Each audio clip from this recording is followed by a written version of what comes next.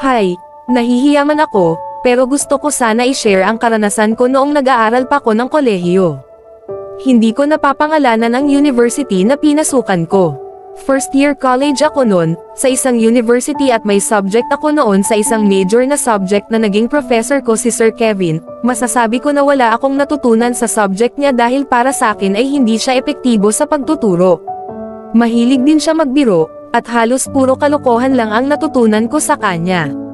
Maliban sa pagiging joker niya ay may halo ding kabastusan ang mga tinuturo nito sa klase. Madalas mga babae ang pinagtritripan nito, at isa na ko sa mga yon. Kahit na inis ako sa kanya ay binibigay ko pa din ang best ko para may matutunan sa klase niya at makipagsabayan sa mga kapwa ko mag-aaral. Hindi matataas ang nakukuha ko sa exam niya, pero pasado naman ako sa lahat ng quiz at exam sa kanya. Lumipas ang prelim, midterm at awa ng Diyos ay naipapasa ko naman ito.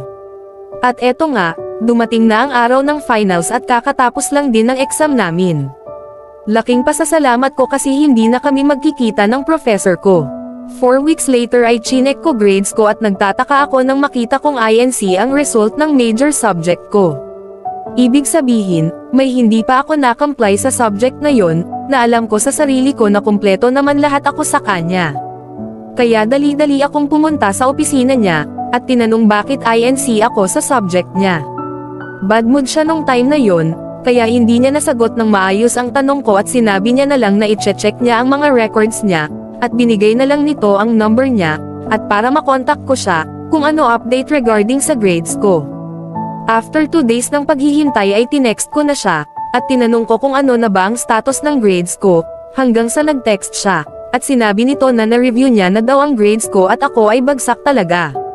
Hindi ako makapaniwala sa nabasa ko, at natakot din ako kasi may bagsak ako, at alam kong magagalit ang magulang ko pag nakita nila yon.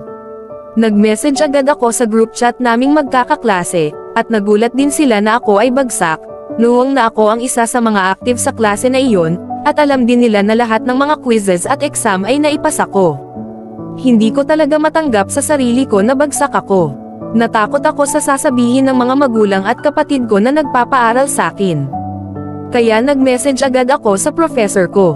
At tinanong ko siya kung may magagawa pa ba ako para maipasa at mabago ang grade ko. Nag-reply naman ang professor ko at sinabi na gustuhin man niya, pero wala na siyang magagawa. Puwera na lang kung papayag daw ako sa gusto niya. Tinanong ko siya kung ano ba ang gusto niya na tinutukoy niya. Sinabi niya na kung gusto ko daw ay, lumabas kami at magstay ako sa rest house niya sa Tagaytay. Hindi ako makapaniwala na maririnig ko yon galing sa kanya. Tumanggi ako na may pag-aalala pa din dahil sa grades ko. Nagbiro siya at sabi na biro lang, pero kung siseryosohin ko ay okay lang din sa kanya. Lalo ako nainis sa kanya, pero nag-iisip din ako kasi natatakot ako na malaman ng magulang ko na bagsak ako. Mahirap lang kami, at ayoko iparamdam sa pamilya ko na sinasayang ko ang bawat senador tabon na nilalabas nila sa bulsa nila. Mabigat man sa loob ko ay, pumayag ako sa kondisyon ng professor ko at tinext ko siya. Sobrang saya nito, at dali-daling nakipagkita sa akin, at dumiretso kami sa rest house niya sa Tagaytay. At may nangyari nga sa amin nung araw na yon.